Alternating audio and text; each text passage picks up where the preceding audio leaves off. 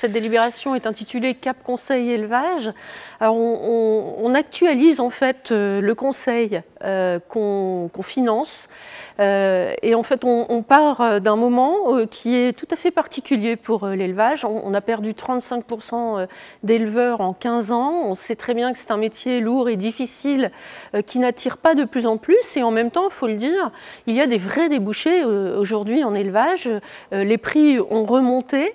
Alors ça reste toujours un secteur fragile de notre économie agricole, mais il y a de beaux débouchés et on doit adapter nos outils et notamment toute la politique d'accompagnement au quotidien des éleveurs. Sont des organismes qui viennent en soutien pour gagner en technicité, pour maîtriser son coût de production, ses marges, sa capacité d'autonomie alimentaire, le bien-être animal, la biosécurité, vérifier la stratégie de l'entreprise. Tout ce conseil, en fait, il est fondamental parce qu'il vient sécuriser le parcours de l'éleveur.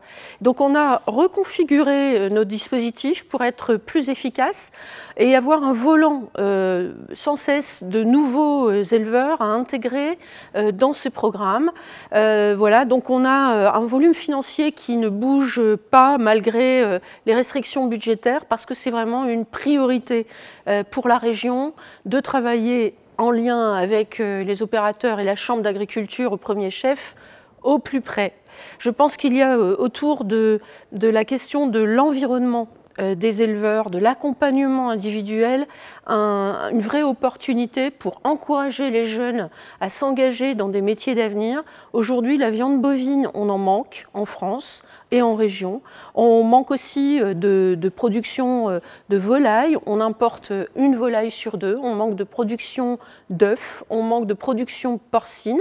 C'est rémunérateur. Il faut qu'on encourage les éleveurs à s'engager et les sécuriser leur parcours.